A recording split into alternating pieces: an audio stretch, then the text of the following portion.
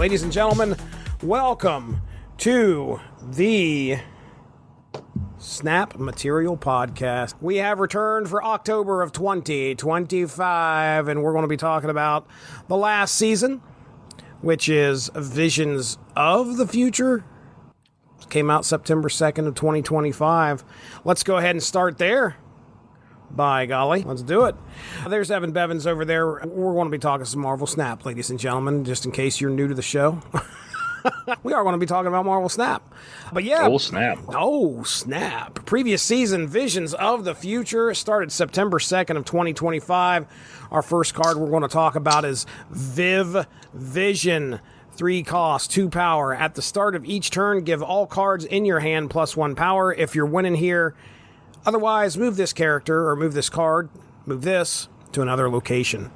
I definitely saw her a few times this season, and I feel like she was an impact player every time she showed up. I didn't get her, so I don't know much what it's like to play with her in a deck, but I thought she could make a difference, in my opinion. Given those cards in your hand plus 1, if you're winning, that's going to help. And she's only costing 3, so she has at least 3 or 4 turns out there to do something. What are your thoughts here on Viv Vision?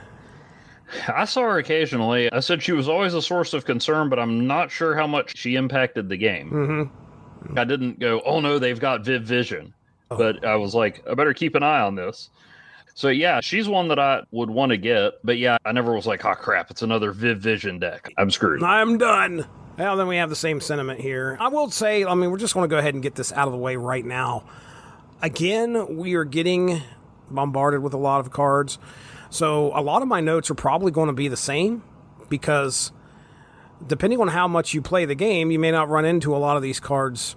Just go ahead and preface that because you might hear me say the same thing a couple times. So it's not you being lazy. Next up, Sparky. 2 cost, 1 power. Activate. Give your card that last moved plus 3 power and move it back to its previous location. I barely saw this card. I think the card had a lot of promise. When we were discussing it last month, I remember we were like, this pairs well with so many move cards, specifically Dagger would be a great companion with Sparky, but I didn't see Sparky hardly at all. Give me your thoughts. I guess we were barking up the wrong tree with that one. Correct. Yeah, I didn't see him a whole lot. I did see him used pretty effectively. I saw that one video where they teamed him up with, I think it was Ghost Spider and Aranya and maybe even Iron Fist and just bounced the torch all over the place. Right. I didn't actually see that happen much. There was a time or two where somebody got it to work. I love the activate mechanic, but sometimes, at least for me, I'm not good enough at planning in advance to execute all of it. I'd still like to get Sparky. Seems like he'd be a good boy, but didn't see him a whole lot. Yeah, same here. All right, next up, Moira X. 1 cost, 2 power. When this is destroyed, get a copy of your opening hand. Again, one that I didn't see a whole lot of. I think I may have ran into her once or twice. I wish I could even tell you, I think I might have ended up with her power because of Nightmare, and a Nightmare deck's not going to exactly be able to take advantage of Moira X, so didn't really impact that game at all. Did you have any run-ins with Moira X? Yeah, I had a friend tell me she was pretty good. I saw her every once in a while, didn't notice much, but I guess it depends on the cards you have. I actually played one today where somebody ended up with 2 Venoms, thanks to her. So you get them in your first hand, put Moira out, put Venom down, get you another Venom. It depends on the cards you have. So situationally, she could be useful, and it's an interesting play on her recent developments in the comics. But yeah, this is one that I actually, when I was looking at the notes, I didn't even realize I didn't have it. Oh, yeah. Which I guess says something about the speed at which we're getting some of these cards. But it was like, I don't have it. I didn't realize it. And when I did, I was like, well, I'm okay. Mm-hmm. Yeah. So not very high on the impact scale for this season. I mean, not a bad card. They can't all be meta-shifting powerhouses, but it could be useful in some places. It definitely adds another wrinkle to destroy, but doesn't seem like a must-have. Right. All right, next up, Awesome Andy, 2 cost, 2 power, activate, give one of your cards at each other location plus 2 power. I mean, as far as memorable appearances, every time he would appear, I was like, oh, hey, there he is. I paid attention to him quite a few times. I'm sure he did make a little bit of an impact. But again, it wasn't one of those cards where everybody had to have them like some of the cards we'd seen in the past seasons. So he can help out just a tiny bit. What's your thoughts? Well, of course, he gets his name from the Mad Thinker's awesome android. And I think you've actually read more comics in his awesome Andy incarnation than I have. He was like, what, a paralegal for She-Hulk or something? Yeah, he was helping She-Hulk out. So I like the idea of this fairly generic fill-in bad guy having a niche and a new name. My main memory of him is that when I was trying to build an office-themed Heroclix team, he was my Andy Bernard. I did get him. I was aiming for Omega Sentinel, but I got him, and I've used him. I had a deck that I did really well with that I called Power Brokers. That's just kind of building up a lot of power. So the idea of him boosting up Frankie Ray or Herbie, him and others, he's pretty useful, about what you'd expect from a 2-cost. Not a game breaker, but certainly can be helpful in the right circumstances. Speaking of Omega Sentinel, that's up next. 4-cost, 3 power, activate, afflict the highest power enemy card with -7 power. So, yeah, I popped for this one. Got Omega Sentinel. There was a Reddit post where somebody had 2 Omega Sentinels out there and ended up activating both of them at the same time with Jocasta, which we're going to talk about here in a second. And then, of course, did the regular activate the following turn.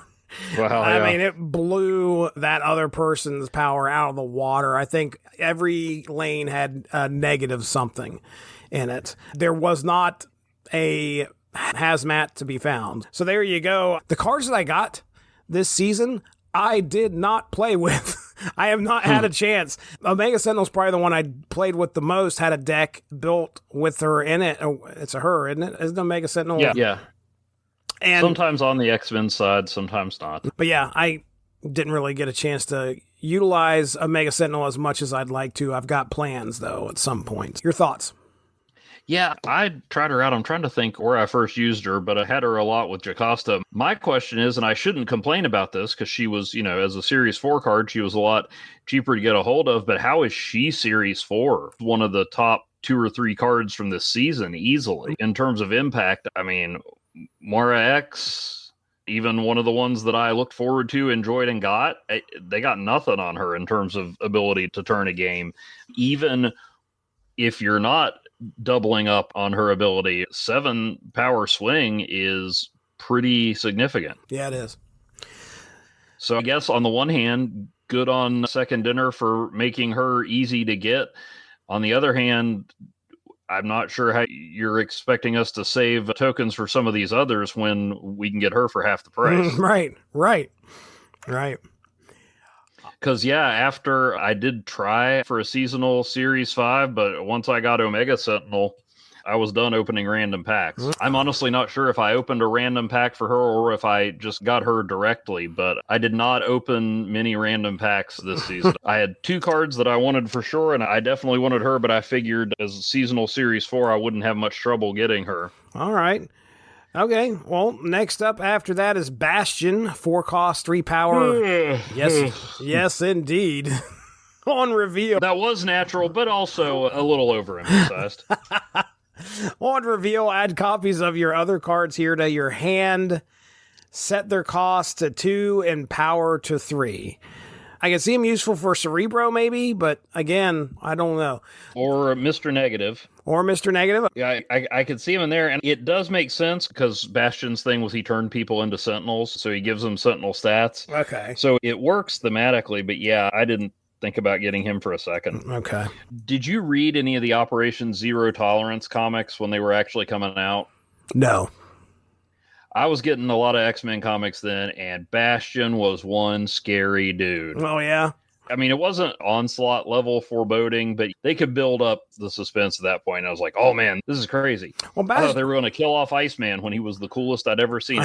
And, he was not unimpressive on X-Men 97 either. This, like I said, makes sense. every villain eventually goes from the big bad to, oh yeah, that guy, he's robbing a bank this week. I guess that reflects his current incarnation, his level of menace when he was introduced. Like I said, it makes sense, but as far as, I don't see that I'll be aiming for this card. I'll probably get him at some point. I'll throw him on I could see him working with Cerebro or Mr. Negative, but that's more of I've got this card. Might as well give it a try then. I must have this card. Jim Hammond, Human Torch, 1 cost, 2 power. At the start of each turn, plus 1 power for each bonus energy you have. I didn't see him very much either. I would say of all the cards that got released this season, he's up in the top 3 that I've seen at least the most. But again, I don't know if he'd made an impact or not. It's the few times I did see him, I wasn't paying attention as to whether he was going to aggravate me. Did you have any experience with Jim Hammond, Human Torch? I saw him once or twice. I think he's one of those where you look at the effect and you're like, this is good. And then you start to do the math and you're like, is it though? I do want to put him on an Erisham team. Of course, that's owing to his adventures in Invaders number 204, where Erisham brings him back, and sends him an Electro on a heist. I can definitely see him. He's got to join the regular Erisham crew, because why wouldn't you? Yeah. Other than that, you don't always have that bonus energy. He's a card that's definitely going to be in concert with some others. Okay, all right. I do like the fact that in the comics, though, his power was basically a malfunction. The scientist created an android, and it's like, but he bursts into flames every time he's exposed to oxygen. Now that feels like my kind of invention. Next up is a Deadpool's Diner exclusive. Actually, I don't know if was it exclusive, or could you get her after Deadpool's? I think you got to wait till partway through next season before you can get her. Okay. Deadpool's Diner exclusive for now. Danger, 4 cost, 6 power. Activate, destroy an enemy card here with less power. This is the first card I ever paid gold to get at the end of an event, because I was this close to getting her. By the time it was over, I went back into Deadpool's Diner and it said closed, and I was like, oh man, but it said shop's still open. I was like, oh, okay. So I go into the shop and there she is. And I'm like, I wonder if, and I pressed it and it's like, oh yeah, you could pay like this small amount of gold and go ahead and make up the rest of your whatever. Not Bubs. Was it Bubs or no, what was it? Oh shoot. I forget. Yeah, it was definitely a thing. Tacos? I had a name for it and everything. Your Bubs got you this. I cannot remember what it was. I did not understand a lot of the mechanics of Deadpool's Diner this time around, but I got stuff. It worked. Oh, nachos. Nachos. Oh. You used Bubs to get nachos. I think the rate of exchange for nachos to Bubs was the same as Shroot Bucks to Stanley Nichols. Or Leprechauns to Unicorns. I forget which one. Yeah. I ended up getting her, and I have yet to even put her in a deck. So she was Nacho favorite card? I have... I can't make a Nacho reference. I have not put her in a deck. I have not put her in a deck. You got to make a few jokes. You got to chip in somewhere. Oh, my goodness. Okay, these are getting too cheesy. Go ahead. What were you saying? I just never put her in anything, so not yet. The plan is pretty soon. But your thoughts on Danger? Yeah, I got her. I used her. I haven't found the perfect combination. I've been using her with Jocasta, and I think I even made a deck, but I haven't done much with it, where I try to get Null or Death powered up by destroying my opponent's cards. I tried that a few times. You want it to boost her power up, but just the fact that she's there kind of gives people a warning. It's more like a Negasonic Teenage Warhead, but you don't know when she's going to go off. So yeah, definitely useful. Nice kind of play on the Danger Room, because that's who Danger is, as you may recall. She is the sentient computer that operated the Danger Room. Remember that time back in the early 2000s where everybody decided, you know what the greatest revelation would be, is that Professor X really is a jerk. Kitty Pryde was right. So, he sent an untrained squad of X-Men to their death. He had a crush on Jean Grey. Well, actually, that was canon back when Stan Lee wrote it, but I don't know what. I have to figure that Stan was really rushing the script back then. He enslaved a sentient being to train the X-Men because they really needed the training, and all that stuff. All that real jerk. So now when Professor X does something horrible, you're like, oh, there he goes again. Actually, they did seem to top that at the end of the Krakoa era. And the real shocker was they revealed that he hadn't done something as awful as we all thought. Oh. That's the surprise these days, that maybe he's not a total soulless scumbag. Oh, that's too funny. Well, okay. Let's look at what we got next here.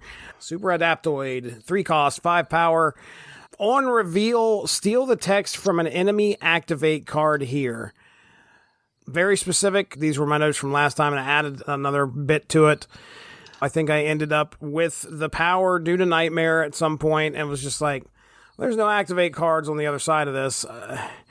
I'm not impressed with Super Adaptoid. Do you got any thoughts? I heard he's not very impressed with you either. Good. Now, he is never going to be more useful than he is right now with all the activate stuff going on. So I feel like there needs, he's kind of like, a Cosmo or Echo or Enchantress. He's a counter to a type of card that is getting more and more prevalent. We got a card to wipe out end of turn before we got a card to counter activate. He can really mess up your opponent's day at other times. He's basically Cyclops, but 1 point better. I can see where he'd be useful in the right situation. I'm not sure, unless it's a time when people are going to be running a lot of activate, where he would dislodge a bunch of other 3-cost options from your deck. He could definitely be more useful than the next card we're going to talk about, but he could also be absolutely useless. Well, not useless. Again, he's better than Cyclops. Warlock is our next character card we're going to talk about. 3 cost, 3 power. Activate for each unspent energy. Give a card in your hand -1 cost. I loved this card, and I couldn't wait to get this card. Did I play with the card yet? Very seldomly. I think I threw him into a high voltage deck that I was using. I'm like, this isn't exactly helping me right now. So I ended up doing another deck shortly thereafter. The card that I got, I was excited about, but haven't had a chance to test. What's your thoughts? Oh, self-friend Jesse shouldn't be too hard on himself. Or something. But Warlock's one of those characters like Beta Ray Bill that I love, but I have not read a lot of comics with him. Just looks cool. He talks weird. He's an X-Man who's not really a mutant, at least not a human mutant. He's one of those technical mutants.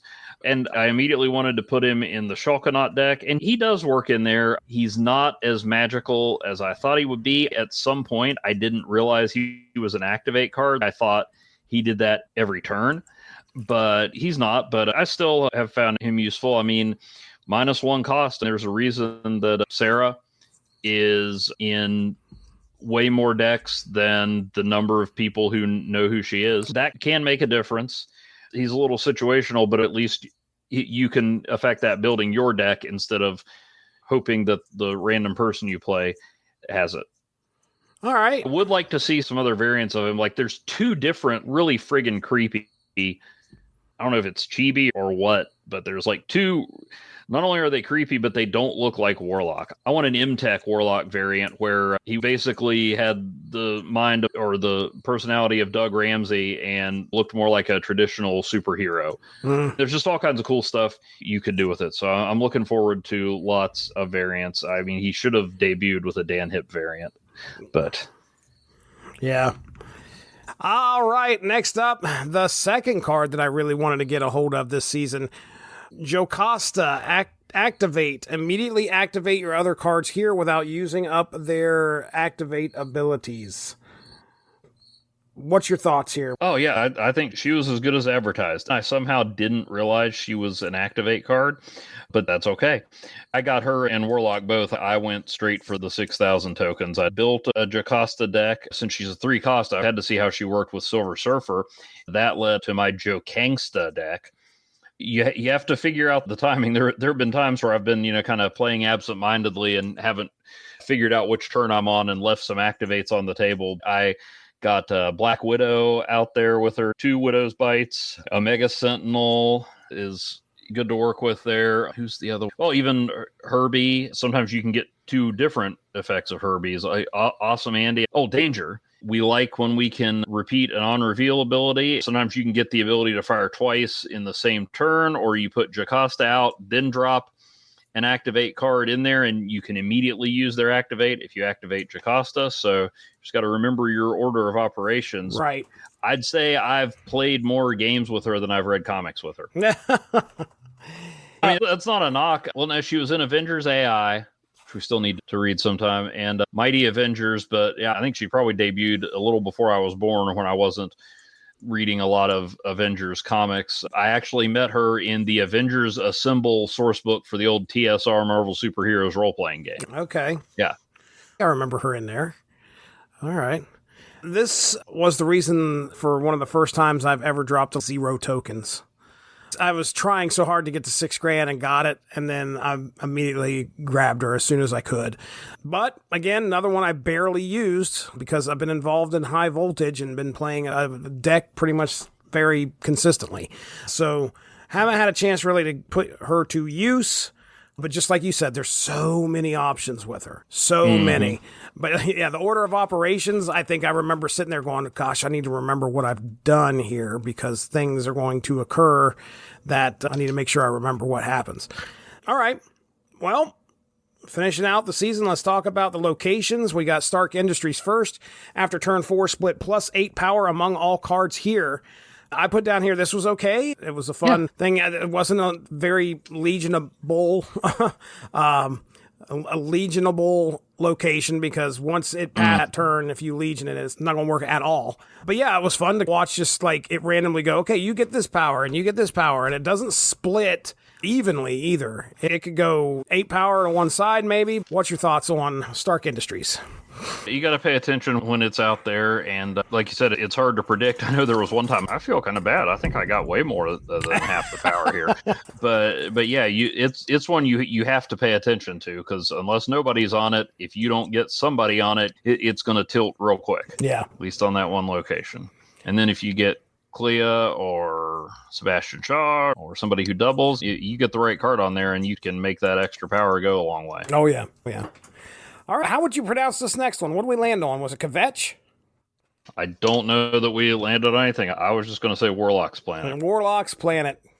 I did lots of research. Watched almost half the dev video. Oh, that's more than we usually do. It's true. Sometimes we ain't even doing that.